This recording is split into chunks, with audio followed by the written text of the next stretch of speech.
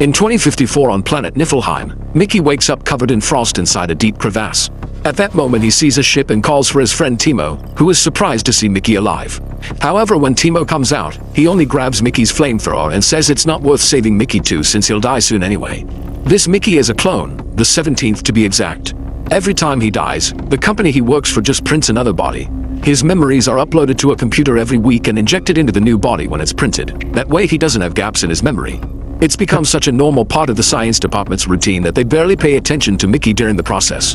While printing Mickey 17, a hose fell from the printer and affected the process before the scientists reconnected it. Cloning is banned on Earth and only allowed in space to be done on people known as expendables. Mickey is an expendable, which means he's sent to do dangerous things without caring about the risk because they can just make another one. One day, they sent him outside the spaceship to do some repairs, but Mickey soon realized they were lying. The machine was fine. They actually wanted him to be exposed to radiation and share everything he felt while he slowly died. Suddenly a tool fell and cut his hand off, which the scientists found cool. The next Mickey they printed had only 15 minutes to live, so the scientists concentrated on taking samples, which Dr. Dorothy called special. This started 4 years ago on Earth. Mickey was best friends with Timo, who convinced him to get a loan from some shady people to open a macaron store. The business didn't do well and soon dangerous men were going after the duo to ask for payment. Timo and Mickey tried to run away, but the men threw special grenades that tased them until they fell unconscious. When they woke up, they got to meet Mafia boss Darius, who enjoyed cutting his victims' bodies with a chainsaw. The friends understood that if they didn't get the money, they would end up dead as well. That was how they decided to leave Earth. Mickey applied to the colony expedition. However, there were millions of people applying as well. The expedition was led by former Congressman Kenneth, who lost his last 2 elections. He had lots of fanatical supporters willing to do anything for him, and that earned him a big sponsorship from a particular religious corporation. It was easy for Timo to get a place in the expedition because somehow he got a learner's permit as a pilot. Mickey had no qualifications whatsoever, so he chose expendable on the application without reading what it was about. A company representative gave Mickey a tour while telling him about expendables. The printer took all organic waste from the spaceship like food leftovers, human waste, and even dead bodies to print the new clones. However, Mickey was incredibly distracted by her charming smell, so he barely heard a word she said.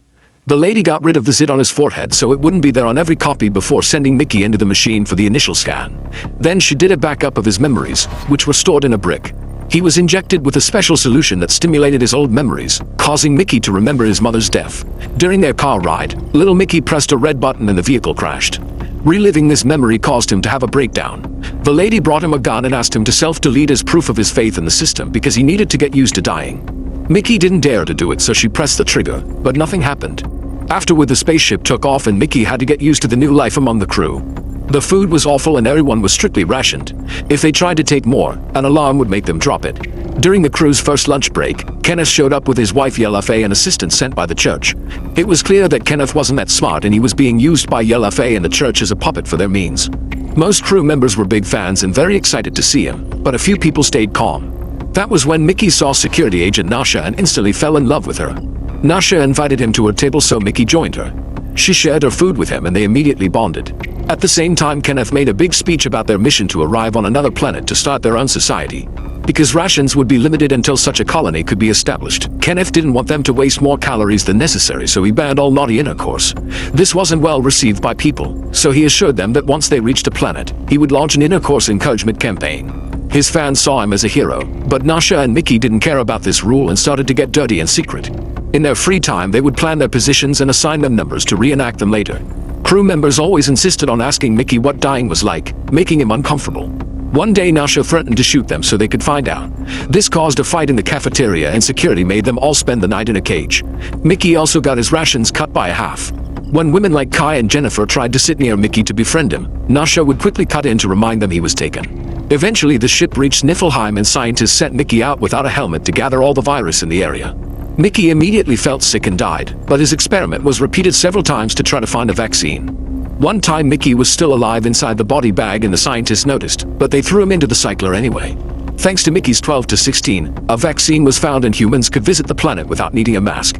Mickey was sent out with the first exploration team and they got inside a freezing cave. Kai noticed a hole in the wall and found some worm-like creatures.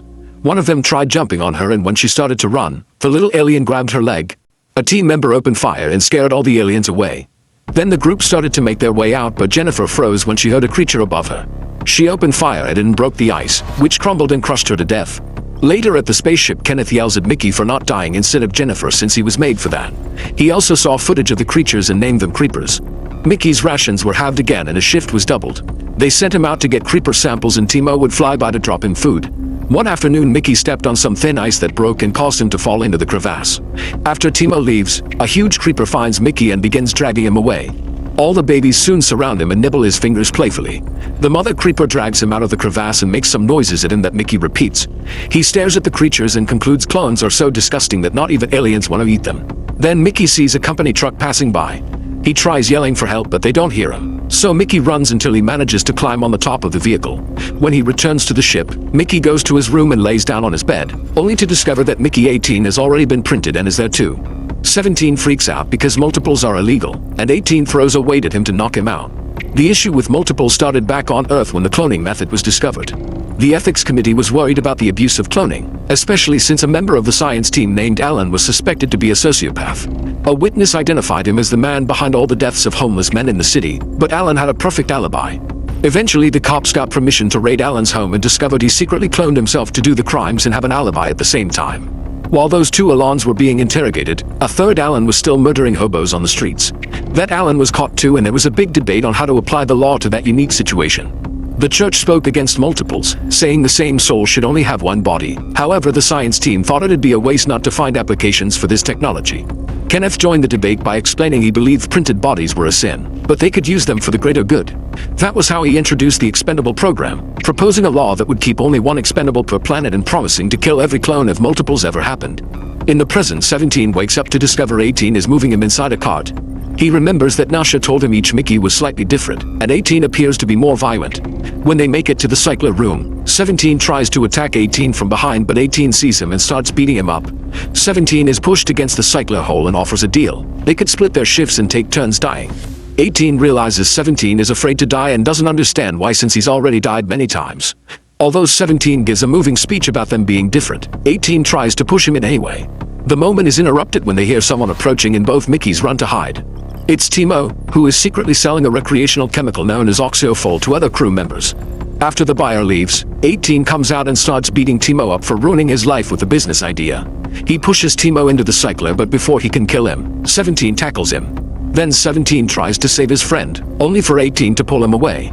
After the clones exchange a few punches, 18 grabs a hot metal rod and gets ready to kill. The moment is interrupted again when Nasha and the head of the security team Zeke enter the room. 18 tells Timo to play along if he doesn't want him to tell everyone about the oxofol business, so the duo pretends Timo accidentally fell and 18 saved him. 17 watches all this from the shadows and gets extremely jealous when he sees Nasha leave with 18 while getting handsy. He tries to follow them, but he's blocked by a church representative who asks him to take a picture with the company mascot. He also announces that Mickey has won a private dinner with Kenneth and Yella Faye. As soon as they sit him, Mickey can't stop eating the fantastic food.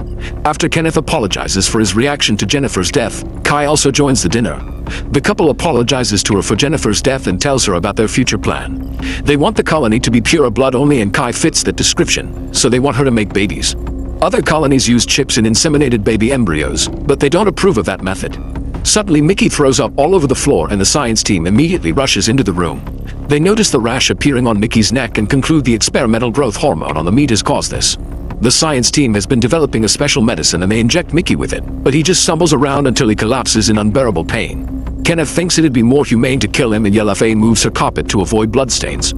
Kai thinks it's crazy that Mickey is being treated like this, but Kenneth reminds her Mickey is just an experiment. Mickey asks not to be shot because he's feeling better, and Kai takes him away. In Kai's room, Mickey notices pictures that reveal Kai and Jennifer used to date. Kai asks Mickey what dying is like, since she wants to know what was like for Jennifer. Mickey admits it's scary and he hates it. Then Kai tries to get affectionate with him, but Mickey panics and runs. When he makes it to his room, Nasha immediately recognizes him as 17, implying 18 already told her. She uses her lipstick to draw the numbers on the clone's chest while giggling like crazy. 18 is more friendly too, and 17 notices an empty bottle that confirms they took oxofol. An argument ensues between the clones, but Nasha stops them, saying that they can share the chores and the food. Then Nasha brings the clones to bed so they can get naughty together. As the trio is starting to have fun, Kai walks into the room and sees everything.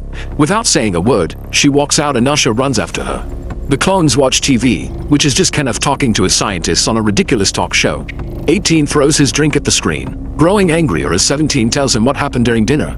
He grabs Nasha's gun and leaves the room, ready to kill Kenneth.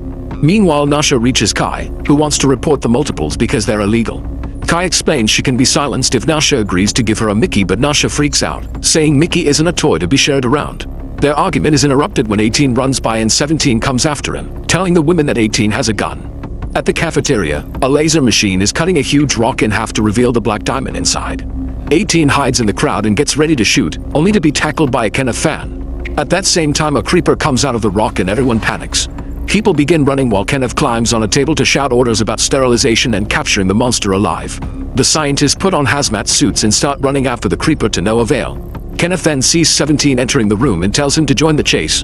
When the creeper stops running, 17 tries repeating the sounds he heard the other day, which is noticed by Dorothy.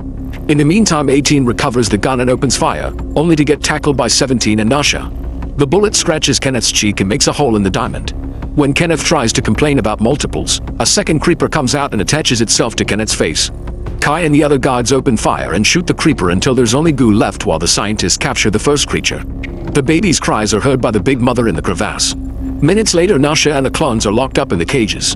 An argument ensues over the creepers and 17 shares what happened in the crevasse, saying the creepers were too disgusted by him. However, Nasha corrects him, saying the creepers actually saved him and saw him off. Suddenly a bag hits the sleeping guard on his head.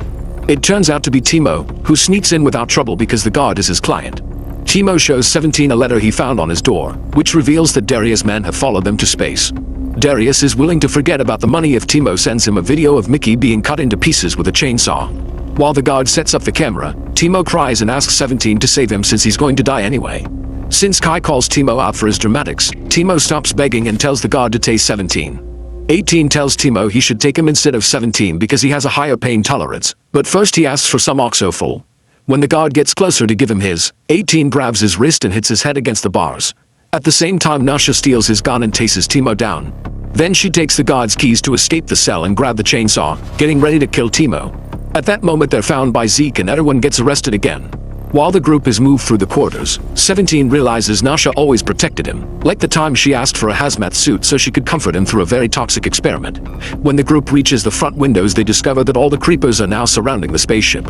The scientists are also moving the crying baby, and when Dorothy sees 17, she copies the sounds he made in the cafeteria, which he repeats. She thinks that it's an actual language and she may develop a translator for it. Everyone is taken to the cycler room, where Yelafei cuts the baby's tail off just to make a new sauce. Kenneth uses a burning metal rod to mark 18's cheek so he can differentiate the clones. Then he makes a scientist delete the entire memory backup from the brick. Since he complains about the creepers, Nasha says that the creepers are the native inhabitants and the humans are the aliens, while revealing the creatures saved Mickey. However, Kenneth just laughs as he explains the creepers didn't eat him because he's trash food. Dorothy also speaks up, saying her team is developing a translator. The baby on the table spits at Kenneth, who responds by throwing a hot rod but failing. Kenneth begins yelling about things not making any sense and Nasha yells back, to insult him. A furious Kenneth hangs the baby above the cycler hole and throws the other end of the rope at Nasha, who must catch it with her teeth to save the creature. Zeke tells one of his men to record all this with the hidden camera on his glasses. Kenneth wants all the creepers gassed, but Yelafei has a better idea. Explosives are put on the clones' backs and Kenneth gets 2 buttons to detonate them. Yelafei wants them to cut off as many creeper tails as they can, and the first Mickey to bring back 100 wins. The winner gets to live and the loser will get killed. On their way out, 17 says this is punishment for the car crash. However, 18 says the car has a defect and the button pushing was a coincidence, so they shouldn't blame themselves for their mom's death. Dorothy catches the boys at the entrance and gives them a prototype translator. The duo searches the crowd of creepers until they find the mother, who understands Mickey now. She knows his name and points out she saved him, but humans responded by killing her baby. If the captured creeper dies too, she promises to kill all humans. To prove it, she begins screeching and the babies copy her. The clones cover their ears, but the mama alien explains they can make their eyes and brain explode. On the spaceship, Kenneth and Yelafei freak out when they see the clones communicating with the creepers. Suddenly, 17 runs toward the cameras and forms C3 with his fingers, which Nasha recognizes as their position called Bring the Baby. Yelafei and the church representative think it's nonsense and that the leader Kenneth should be communicating with a new species. While Kenneth gets ready for a big entrance, 17 promises the mother that Nasha will bring the baby. However, the mother creeper thinks it's not enough. Since the humans killed a baby, a person must also die to be even. 3 vehicles led by Kenneth leave the spaceship. Meanwhile, Nasha makes a big jump to capture Yelafei with her legs. Zeke takes the rope and Nasha agrees to release Yelafei if they let her take the baby to the mother. When Zeke is about to pass her the rope back, Yellowface cuts his wrist and makes him drop it, but Nasha catches it just in time. Yellowface wants her arrested. However, Zeke announces Yellowface and Kenneth have been abusive and their case will present it to the committee. Seeing the cars coming, the babies run to cover their mother and form piles all over the place. Now the guards don't know which one to shoot. Kenneth chooses one at random, but at that moment 18 appears before them, so the church representative pushes the soldier to make the rocket explode in the sky, otherwise the clone's bomb would kill them too. Then Kenneth opens fire but only hits the camera, giving 18 the chance to jump on him. While Nasha arrives with the baby, 18 announces he'll kill the human the mother wanted. He hesitates for a second and Kenneth tries to manipulate him with fear of death, but 18 presses the button anyway. The bomb kills him and Kenneth at the same time, so the creepers leave in peace. After it's all over, the whole crew is put in jail. Yellowface loses her mind and is sent to a psych ward, where she self-deletes. Timo encounters Darius' man and bites his ear off before throwing him into the cycler, but he gets out on probation under self-defense. The trials for the rest of the crew become a legal and political mess, so after Nasha gets out of jail, she runs for a position on the committee hoping to change the organization. Dorothy finishes the translator and Mickey chats often with the creepers. He discovers that the screeching is just a random noise they make and can't hurt humans. The mother had only been bluffing. 6 months later, Mickey notices someone near the cycler and discovers Yellowface printing a new Kenneth. Mickey points out she's supposed to be dead, so Yellowface offers her bleeding hand to touch. Unlike the memories about his mother's death, Mickey isn't afraid anymore, and he then wakes up. He's sitting with the crowd listening to Nasha give a speech as the new committee leader. When she announces that the Expendables program is over, Mickey presses a button and destroys the cycler.